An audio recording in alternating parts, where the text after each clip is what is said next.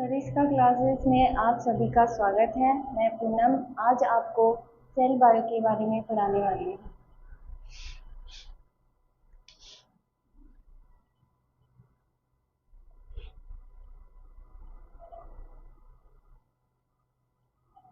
सबसे पहले हम बायोलॉजी के बारे में जानते हैं कि बायो होती क्या है। बायोलॉजी मीन्स जीव विज्ञान।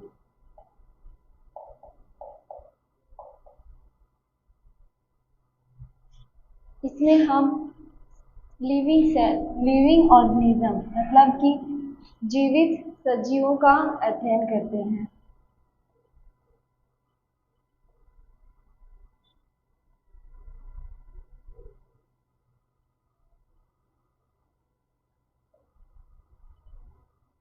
सजीवों के अध्ययन को ही जीव विज्ञान या बायोलॉजी कहा जाता है। इसके दो भाग होते हैं। पहला जूलॉजी और दूसरा बोटनी। जूलॉजी होती है जंतु विज्ञान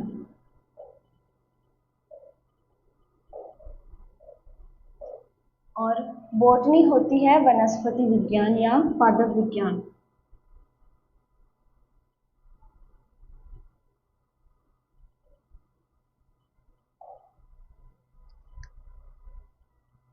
इसमें एक टॉपिक होता है सेल। आज हम सेल के बारे में पढ़ेंगे और सेल होती क्या है, उसका क्या काम होता है और वो कितनी इम्पोर्टेंट होती है, ये सब पढ़ने वाले हैं। तो पहला टॉपिक होगा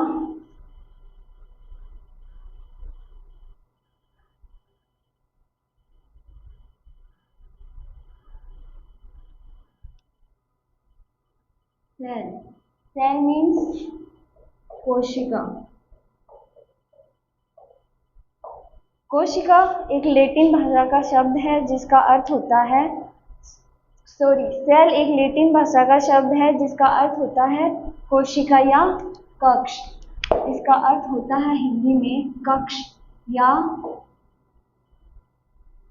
कमरा।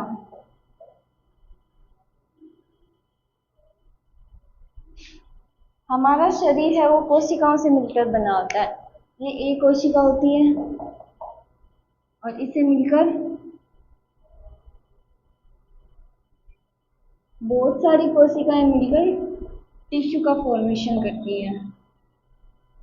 टिश्यू ऊतक यानी कि एक कोशिका बहुत सारी कोशिकाएं आपस में मिलकर ऊतक का निर्माण करती हैं और इसी के साथ बहुत सारे ऊतक मिलके ऑर्गन का निर्माण करते हैं और बहुत सारे ऑर्गन सिस्टम बनाते हैं।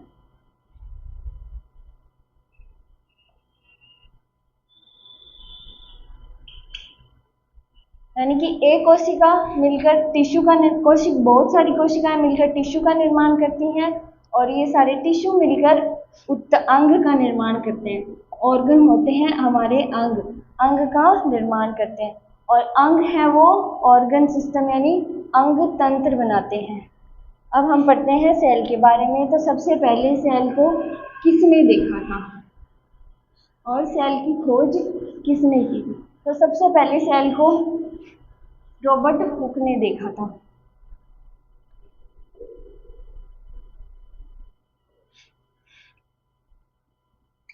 रॉबर्ट हुक ने सबसे पहले सेल की खोज की थी। इसने सेल की खोज प्लांट में की थी। प्लांट के कॉर्क में की थी और जिसे नाम दिया था कॉर्क सेल। सबसे पहले प्लांट में की थी पादप की छाल पे, जो पेड़ के ऊपर तने के पर जो छाल होती है उसमें सबसे पहले इसने सेल को देखा था और उसमें उसको नाम दिया था कॉर्क सेल। और ये डेड सेल थी यानी कि मृत कोशिका थी। सबसे पहले रॉबर्ट हुक ने प्लांट में कॉर्क सेल को देखा और ये कोशिकाएं मृत थी यानी कि मरी हुई थी, इसीलिए इन्हें फादर ऑफ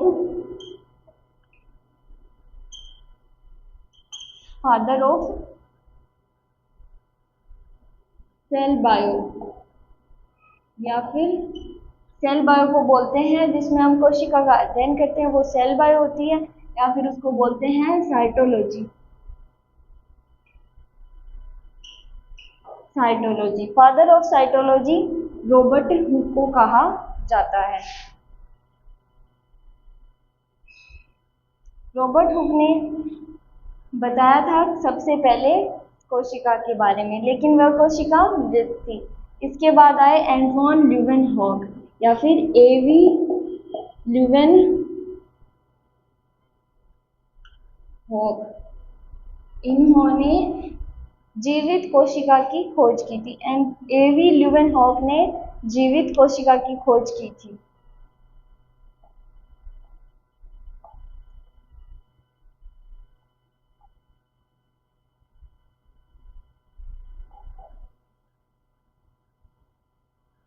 इन्होंने जीवित कोशिका को सबसे पहले पानी के जो तालाब होता है उसमें पानी में देखा था।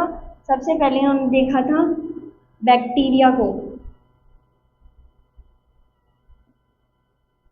बैक्टीरिया को देखा था, उसके बाद इन्होंने बैक्टीरिया को और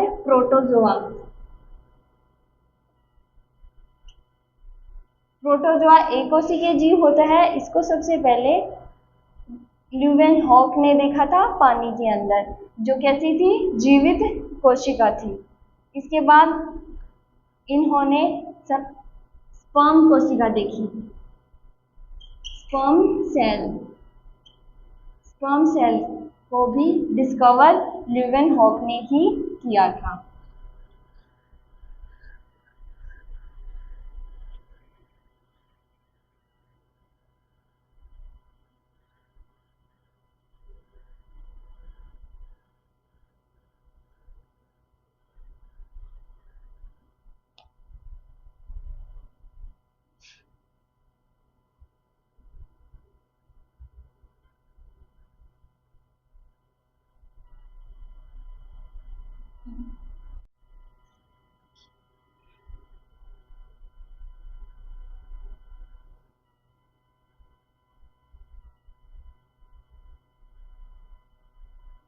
अब हम पढ़ेंगे कोशिका के प्रकार, कितने टाइप्स की होती है कोशिका। तो दो प्रकार की होती है। पहली होती है यूनिसेलुलर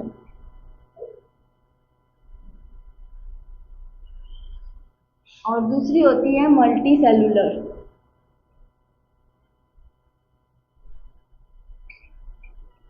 यूनिसेलुलर एक कोशिकीय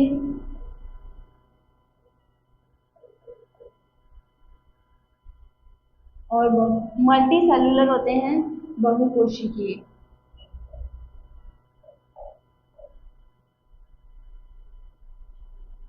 तो हम जीव होते हैं वो सेल के अकॉर्डिंग दो प्रकार के होते हैं, यूनिसेलुलर और मल्टी सेलुलर। यूनिसेलुलर एक कोशिकीय जीव और मल्टी सेलुलर बहुकोशिकीय जीव होते हैं। तो जो यूनिसेलुलर यानी एक कोशिकीय जीव होते हैं वो, उनकी जो कोशिका होती है वो एक कोशिका होती है, यानी कि सिर्फ एक ही कोशिका पाई जाती है उनमें, और वो बहुत ही सिंपल प्रकार की कोशिका होती है। फॉर एग्जाम्पल ये है अमीबा। अमीबा एक कोशिकीय जीव होता है। अमीबा एक कोशिकीय जीव होता है। इसके अलावा प्रोटोजोआ, पैरामीशियम,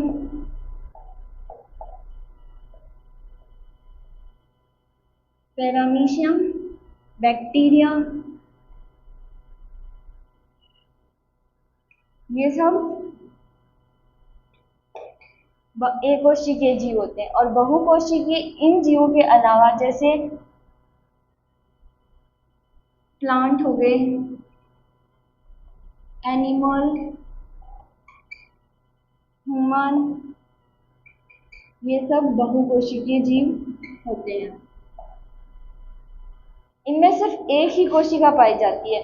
अमीबा है वो, इसमें एक कोशिका होती है। एक कोशिका में विभाजन होता है, यानी ये दो अलग अलग भागों में टूट जाती है। एक कोशिका अलग अलग भागों में टूट जाएगी और इससे 2 सेल का फॉर्मेशन होगा। अमीबा है वो अमर होता है, यानी कि इसकी कोशिका है वो 2 अलग अलग भागों में डिवाइड होगी और 2 नए जीव का निर्माण करेगी। ये अमर होता है, इसको बोलते हैं कि ये अमीबा है वो अमर होता है, क्योंकि इसमें जो जो अमीबा में जो पेरेंट में होते हैं साइटोप्लाज्म, यानी कि इसका जो कोशिका द्रव्य और जो जैसा भी इसमें ऑर्गन जो प्रेजेंट होता है वो सब का सब 2 डॉटर सेल में, यानी कि जो इसकी जो 2 नई कोशिका बनी है उसमें स्थानांतरित हो जाता है। इसीलिए यह हमेशा जीवित माना जाता है, यानी कि अमर माना जाता है। इससे 2 नई सेल बन गई, इससे और 2 नई सेल बन गई, ऐसे ही इसकी जो आगे की पीढ़ी दर पीढ़ी चलती रहती है, लेकिन इनमें ऐसा नहीं होता है।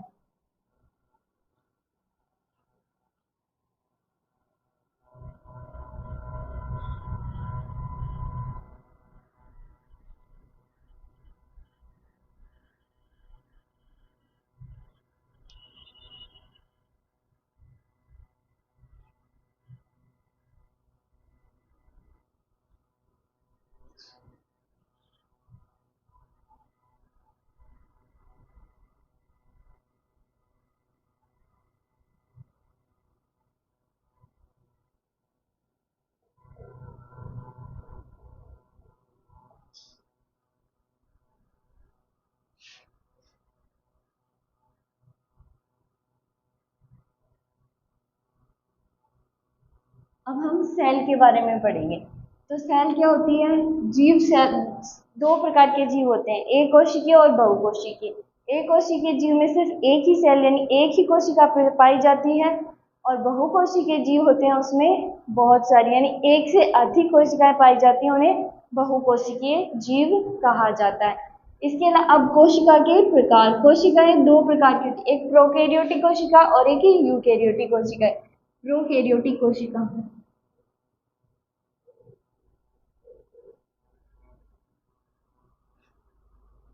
और दूसरी कोशिका होती है यूकैरियोटिक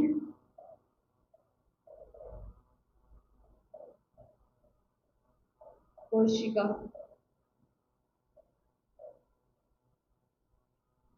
प्रोकैरियोटिक कोशिका होती है वो, प्रो मतलब पहले, इसका मतलब होता है पहले, जो कोशिकाएं पहले ही बन चुकी हैं, और यू मतलब ट्रू, यानी जो बाद में बनी है, जो सत्य है, जिसमें इन कोशिकाओं में बहुत से जो कोशिकाएं कोशिकांग होते हैं उनका अभाव होता है, और इसमें बहुत सारी कोशिकाएं जो पूरी तरह से डेवलप हो चुकी कोशिका ही यूकैरियोटिक कोशिका होती है। प्रोकैरियोटिक कोशिका में कोशिकांग अनुपस्थित होते हैं, यानी कि इसमें केंद्रक है, कोशिकांग जो कोशिका के अंदर पाए जाने वाले अंग उन्हें कोशिकांग कहा जाता है। कोशिका के अंदर जो अंग पाए जाते हैं उन्हें कोशिकांग कहा जाता है। तो इसमें केंद्रक होता है, लेकिन केंद्रक है वो सुविकसित नहीं होता है, यानी अविकसित होता है। केंद्रक है वो अविकसित होता है, और इसमें केंद्रक है वो सुविकसित होता है। इसका केंद्रक है उसके चारों ओर एक झिल्ली नहीं पाई जाती है, जो कि गुणसूत्र होते हैं उसके अंदर, वो ऐसे ही एक आपस में जुड़े हुए रहते हैं। इसकी चारों ओर झिल्ली एब्सेंट होती है, यानी चारों ओर कोशिका केंद्रक झिल्ली है वो एब्सेंट होती है। केंद्र के चारों ओर एक झिल्ली पाई जाती है जिसको बोलते हैं केंद्रक झिल्ली, और इसमें केंद्र के चारों ओर झिल्ली उपस्थित होती है, और केंद्रक में भी जो गुणसूत्र होते हैं वो सुव्यवस्थित तरीके से होते हैं। प्रोकैरियोटिक कोशिका में कोशिका झिल्ली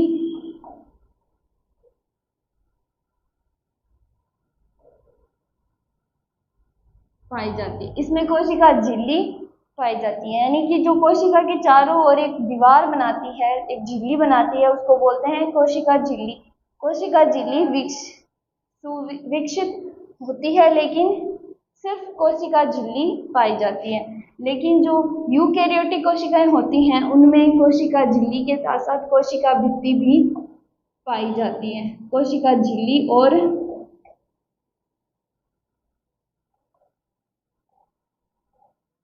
कोशिका भित्ति, यानी कोशिकाओं के चारों ओर दो सेल बनी होती हैं, उसको बोल कोशिका झिल्ली और कोशिका भित्ति। लेकिन प्रोकैरियोटिक में सिर्फ कोशिका झिल्ली ही उपस्थित होती है। इसमें राइबोसोम होते हैं जो प्रोटीन का निर्माण करते हैं। कोशिका के अंदर डीएनए फॉर्मेशन के दौरान प्रोटीन का निर्माण करते हैं, उसको बोलते हैं राइबोसोम। राइबोसोम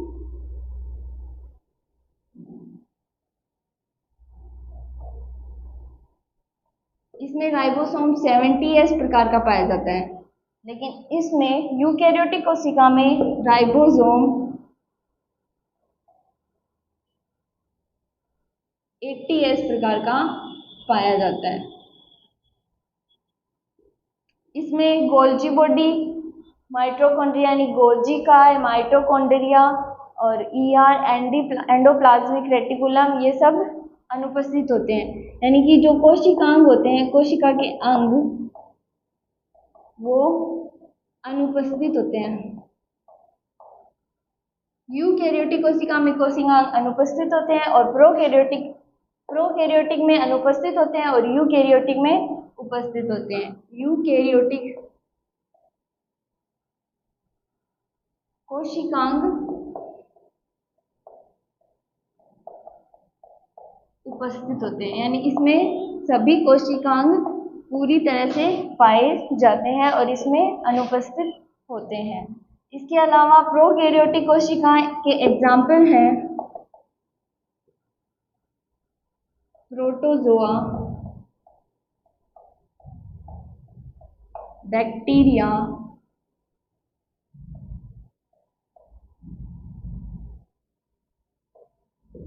यूग्लिना, अमीबा आदि। ये सब प्रोकैरियोटिक प्रकार के जीव होते हैं। इनमें इनकी जो कोशिकाएं होती है वो कैसी होती है? प्रोकैरियोटिक प्रकार की कोशिकाएं होती हैं। लेकिन यूकैरियोटिक के एग्जाम्पल हैं, उदाहरण है मछली,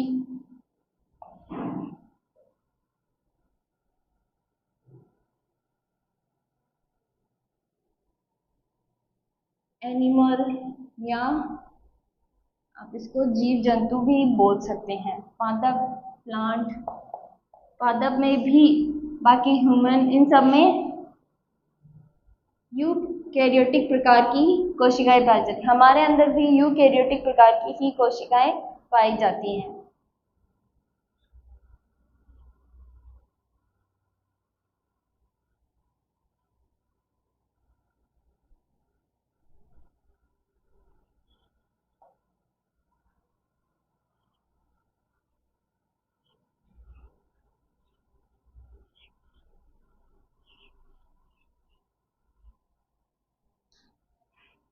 सबसे बड़ी कोशिका,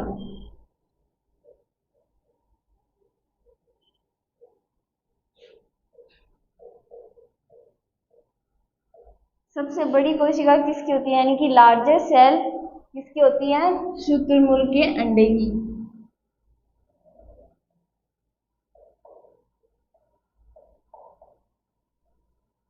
सबसे लार्जेस्ट सेल होती है, शुतुरमुर्ग का अंडा होता है, उसकी सबसे बड़ी कोशिका होती है। और सबसे छोटी कोशिका,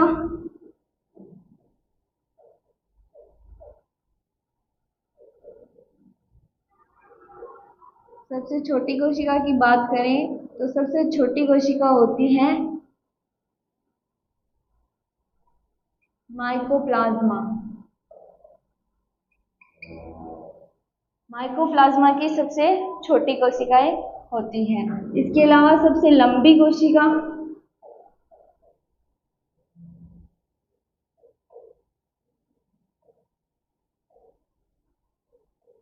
तो सबसे लंबी कोशिका होती है तंत्रिका कोशिका, जो हमारे अंदर पाई जाती है तंत्रिका कोशिका, वो सबसे लंबी कोशिका होती है।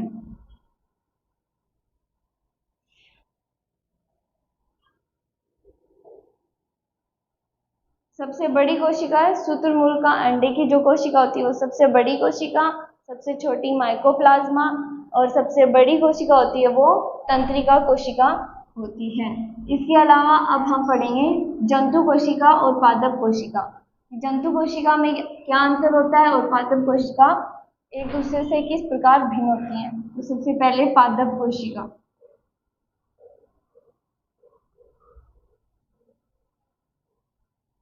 और जंतु कोशिका।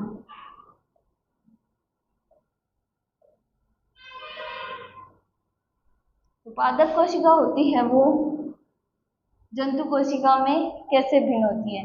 पादप कोशिका में कोशिका भित्ति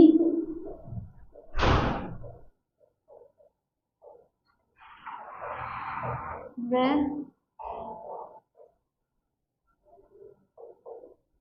कोशिका झिल्ली दोनों पाई जाती हैं,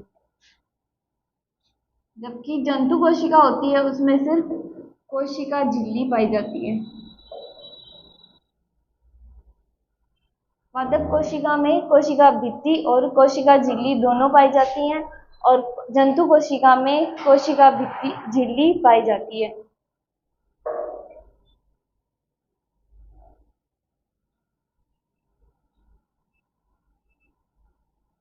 यानी पादप कोशिका की दो लेयर होती हैं।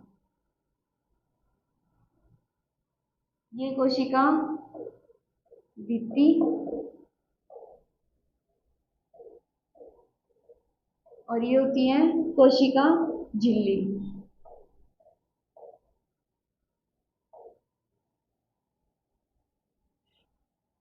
जबकि जंतु कोशिका में सिर्फ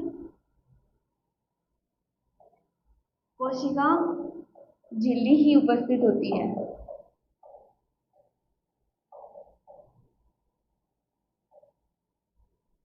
इसके अलावा जो पादप कोशिका होती है उसका केंद्रक है वो इसके साइड में होता है, यहाँ पर इसका केंद्रक उपस्थित होता है, जबकि जंतु कोशिका में बीच में इसका केंद्रक उपस्थित होता है। इसके अलावा पादप कोशिका में क्लोरोफिल पाया जाता है। क्लोरोफिल एक वर्णक होता है जो इसको कलर प्रदान करता है, और इसमें भोजन बनाने के लिए भी क्लोरोफिल आवश्यक होता है। पादप कोशिका में क्लोरोफिल पाया जाता है, और जंतु कोशिका में क्लोरोफिल है वो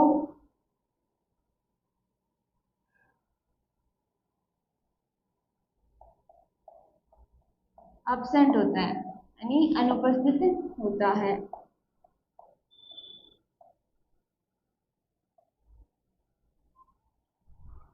पादप कोशिका में कोशिकांग बाकी सब कोशिकांग एक जैसे ही होते हैं, इसमें भी एक जैसे होते हैं, लेकिन इसमें सबसे मेन इंपॉर्टेंट अंतर यही होता है कि इसमें क्लोरोफिल वर्णक पाया जाता है, या इसको बोलते हैं हिंदी में हरित लवक। हरित लवक पाया जाता है, और जंतु कोशिका में हरित लवक एब्सेंट होता है। इनमें कोशिका भित्ति और झिल्ली दोनों पाई जाती हैं, और इसमें सिर्फ और सिर्फ कोशिका झिल्ली पाई जाती है। इनमें जो जंतु कोशिका होती है उसमें कोशिकांग बीच में या मध्य में उपस्थित होता है, और इसमें कोशिकांग है वो इसके साइड में या फिर बीच में उपस्थित ना होकर इसके अन्य भाग में उपस्थित होता है। इसमें भी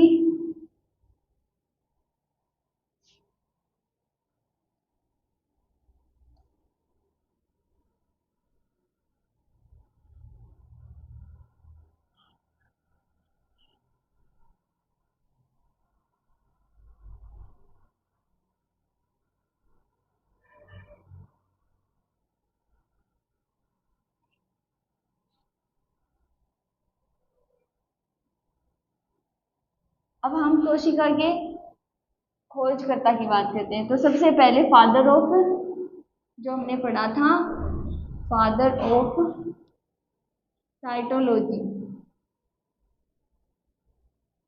यानी कोशिका, जो कोशिका विज्ञान होती है, सेल बायो होती है, उसके फादर ऑफ, यानी कि इसके पिता किसे कहा जाता है, तो रॉबर्ट हुक। रॉबर्ट हुक को cell bio father of cytology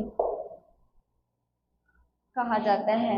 लेकिन और अगर फादर ऑफ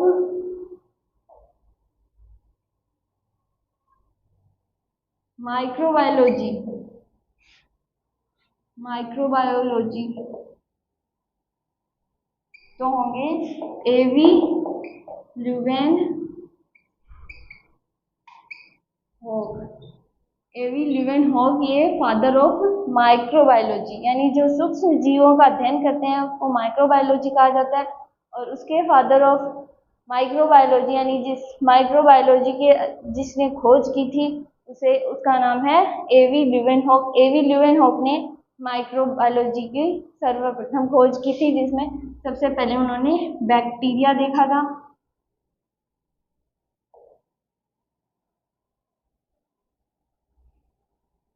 और इन्होंने ही सबसे पहले लिविंग यानी जीवित कोशिका की खोज की थी।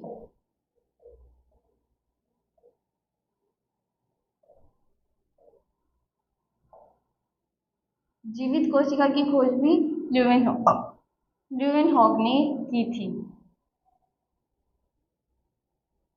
और सबसे जो हमारे शरीर की सबसे छोटी कोशिका होती है स्पर्म सेल, यानी कि शुक्राणु कोशिका। शुक्राणु की खोज भी ल्यूवेनहॉक ने ही की थी। और इन सबको जो बैक्टीरिया है, यानी जीवित कोशिका को किसने देखा था, सबसे पहले ल्यूवेनहॉक ने, और तालाब के पानी में देखा गया था सबसे पहले। और जिस शाखा में बायोलॉजी की जिस शाखा में हम कोशिका का अध्ययन करते हैं उसको बोलते हैं साइटोलॉजी, यानी जिसमें हम कोशिका का अध्ययन करेंगे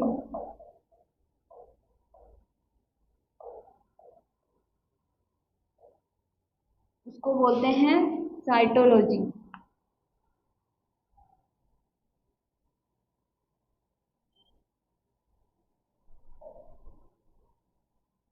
और जिसमें हम उत्तक का अध्ययन करते हैं उसको बोलते हैं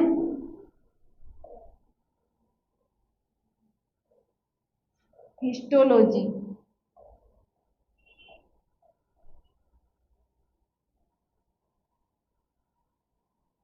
उत्तकों के अध्ययन को बोलते हैं हिस्टोलॉजी और कोशिका के अध्ययन को बोलते हैं साइटोलॉजी। उत्तकों के अध्ययन को हिस्टोलॉजी और कोशिका के अध्ययन को साइटोलॉजी कहा जाता है। इसके अलावा इसको सेल बायो भी कहते हैं, सेल बायोलॉजी।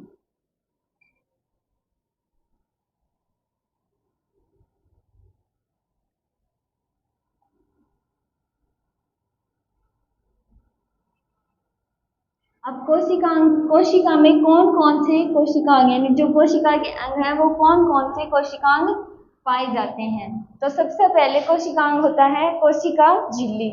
कोशिका झिल्ली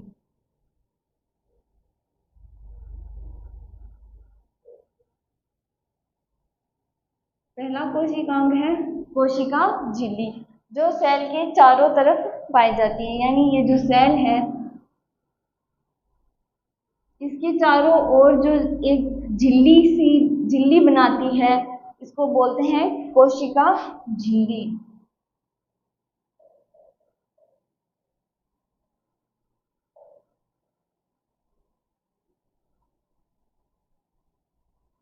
ये सभी ऑर्गन्स को या जो कोशिकांग होते हैं उनको एक साथ बांधे रखती है इसी, और इसके चारों ओर एक पतली पारदर्शी झिल्ली का निर्माण करती है जिसको बोलते हैं कोशिका झिल्ली।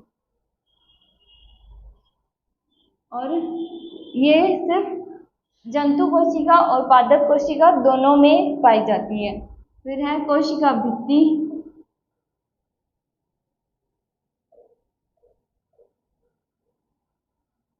जो सिर्फ पादप कोशिका में पाई जाती है। और जो कोशिका भित्ति होती है वो पादप कोशिका में पाई जाती है।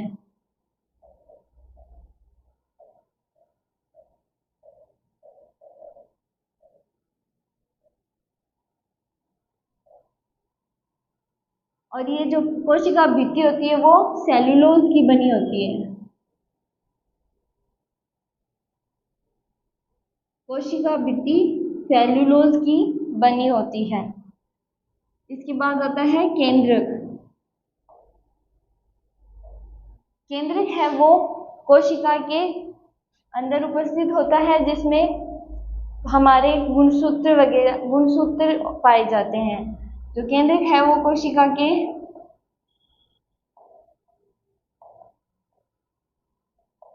मध्य होता है और यह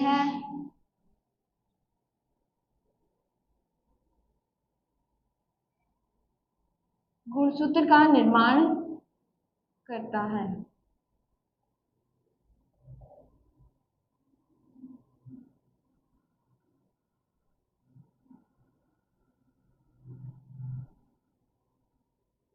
इसके बाद होता है कोशिका के अंदर एक द्रव्य भरा रहता है। पूरी कोशिका में एक द्रव्य भरा रहता है जिसको बोलते हैं